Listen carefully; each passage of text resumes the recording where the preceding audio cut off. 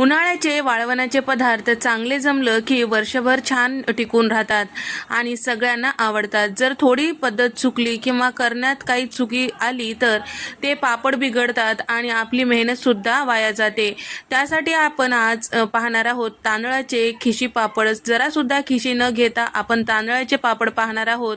अगदी सहजपणे तुम्ही करू शकता. 1 किलोच्या प्रमाणात इथे मी तांदळाचं पीठ घेतलेलं आहे. तर सगळं मोजून घेऊ शकता किंवा चमच्याने सुद्धा माप घेऊ शकता. तर इथे मी 1 किलो हे तांदळाचं पीठ घेतलेलं आहे.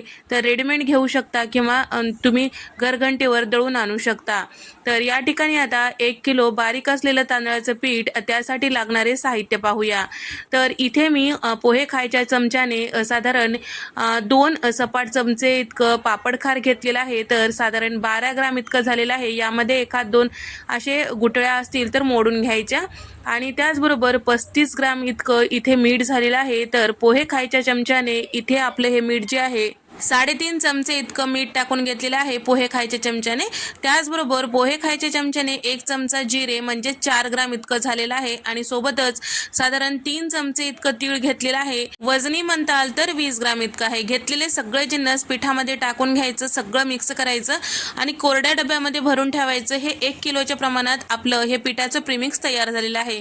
तर एकाच दिवशी तुम्ही हे एवढं करू शकता, काही हरकत नाही. जर मदतीला कोणी असतील तर, नसतील तर तुम्ही थोडं थोडं रोज केलं तरी काही हरकत नाही. तर मी तयार झालेल्या पिठापैकी 4 कप इतकं हे पीठ घेतलेलं आहे. कपाने मोजून घेतलेलं आहे. तुम्ही वाटीनं ग्लासने सुद्धा मोजून घेऊ शकता.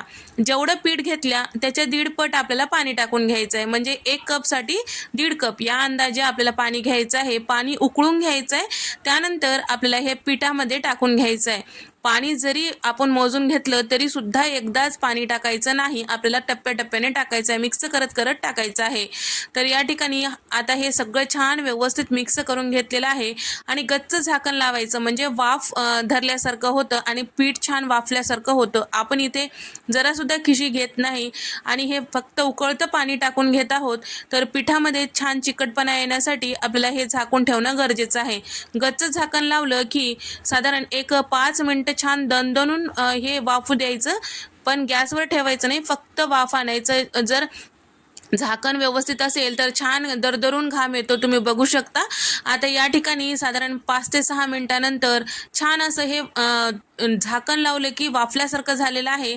आता हे कोमट गरम असते वेळेसच आपल्याला मॅशरने छान असं मॅश करून घ्यायचं आहे. यामध्ये गुठळ्या वगैरे राहू द्यायचं नाही. पीठ छान व्यवस्थित मिक्स करायचं आहे.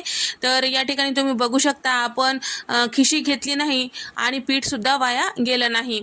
छान व्यवस्थित असं हे पीठ या पद्धतीने मॅश करून घ्यायचं आहे. त्यानंतर आता एक चाळणी घ्यायचं, त्याला थोडंसं तेलाचा हात लावायचं आणि आपल्याला छोटे छोटे उंडे करून घ्यायचं आहे व्हिडिओमध्ये दाखवल्याप्रमाणे आणि या चाळणीमध्ये ठेवायचं आहे. तर या ठिकाणी आपण जेव्हा चाळणीमध्ये हे उंडे ठेवतो एकदाच जास्तीचं ठेवायचं नाही. 2 टप्प्यामध्ये ठेवलं तर काही हरकत नाही. सगळ्या पिठाला व्यवस्थित असं वाफ लागल्या जातो. तर या ठिकाणी आपण आता हे सगळे उंडे या पद्धतीने तयार करून घ्यायचं आहे आणि 2 टप्प्यामध्ये आपल्याला वाफून घ्यायचं आहे.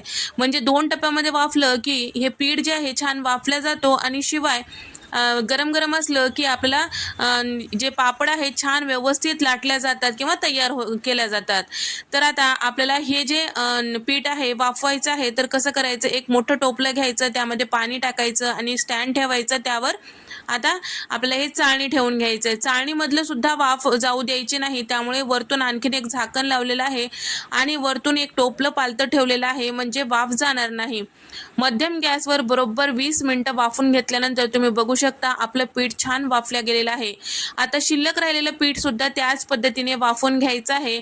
तर या ठिकाणी आता पीठ वाफून घेतल्यानंतर आता जे पीठ वाफलेलं आहे त्याला आता आपल्याला ओल्या कपड्यामध्ये छान असं हे तिंबून घ्यायचं आहे. म्हणजे याला छान चिकटपणा येते, एकसारखं हे पीठ तयार होतो आणि आपले जे पापड आहेत छान असं लाटल्या जातात आणि छान व्यवस्थित असं तयार होतात. पीठ वाफवणं अगदी व्यवस्थित असेल तर जेव्हा आपण हे पीठ तिंबून घेतो कापडामध्ये टाकून, तर त्या कापडाला सुद्धा पीठ लागणार नाही. कारण जास्त छान असं व्यवस्थित वाफल्या गेलं की चिकटपणा येते आणि कपड्याला कुठंच लागणार नाही. पण ओला कपडा घ्यायचा म्हणजे आपल्याला हाताला चटके बसणार नाही. तर तुम्हाला पापड कितपत छोटं मोठं करायचं त्यानुसार हलकंसं तेलाचा हात लावून आपल्याला या पद्धतीने पेड्याच्या आकारात हे सगळ्या उंडे तोडून घ्यायचं आहे. त्यानंतर आपल्याला एखाद्या ताटावर या पद्धतीने प्लास्टिकचं कवर ठेवायचं आहे. पहिल्यांदा आपल्या तेलाचा हात लावायचा आहे. त्यानंतर हे जे पिठाचा उंडा आहे ठेवून वरतून आणखीन एक प्लास्टिक कवर ठेवायचं आणि प्लेटने गच्च दाबायचं आणि लाटण्याने छान लाटून घ्यायचं. असं करू शकता किंवा पुरी प्रेसने सुद्धा तुम्ही करू शकता, तसंही काही हरकत नाही आहे. तर या पद्धतीने गरम गरम असते वेळेस व्यवस्थित असं हे लाटल्या जातात आणि छान असं पापड तयार होतात. तर एकदा या पद्धतीने नक्की करून पहा. तर इथे तयार झालेले सगळे पापड एखाद्या प्लास्टिकच्या कवरवर आपल्याला फॅन खाली वाळवत ठेवायचं आहे आणि फॅन खाली वाळवल्यानंतर त्याच्या कडा जेव्हा मोकळ्या होतात त्यावेळेस काय करायचं, पलटून घ्यायचं. दोन्ही साईडला छान असं आपल्याला कोरडं करून घ्यायचं आहे फॅन खालीच. त्यानंतर आपल्याला परातीमध्ये भरून उन्हाला ठेवायचं आहे. साधारण 1 ते 2 दिवस तरी आपला हे पापडाला ऊन देणं गरजेचं आहे. वर्षभर टिकणारा हा पदार्थ आहे, त्यासाठी ऊन देणं गरजेचं आहे. जर ऊन येत नसेल तर थोडंसं कोरडं झालं, छान व्यवस्थित परातीत ठेवू शकता. या पद्धतीनं झालं की जिथं कुठं ऊन येते त्या ठिकाणी तुम्ही थोडा वेळ तर का होईना ऊन देणं गरजेचं आहे. शक्य असेल तर पूर्ण पापड तुम्ही उन्हात वाळवा, नसेल तर या ठिकाणी तुम्ही थोडा वेळ तर का होईना ऊन देणं गरजेचं आहे. तर या ठिकाणी आता 2 दिवस मी पापड हे उन्हात वाळून घेतलेलं होतं आणि तुम्ही बघू शकता आपले पापड छान असं तयार झालेलं आहे. उन्हाळी वाळवणाचे हे पदार्थ तळते वेळेस तेल जे आहे छान कडकडीत गरम असायला पाहिजे, तरच पापड छान असं दुप्पट तिप्पट फुगले जातो. आणि जर तेल गरम नसेल तर त्यावेळेस पापड फुगत नाही, हे लक्षात ठेवा. तर या ठिकाणी आता कडकडत्या तेलामध्ये आपण जेव्हा पापड टाकतो त्यावेळेस छान असं झाऱ्याने या पद्धतीने दाबून घ्यायचं, म्हणजे व्यवस्थित पापड फुलला जातो. तर इथे आपले सगळे पापड तयार झालेले आहे. कोरड्या बरणीमध्ये तुम्ही तयार झालेले पापड ठेवताल तर वर्षभर छान असं टिकून राहतात.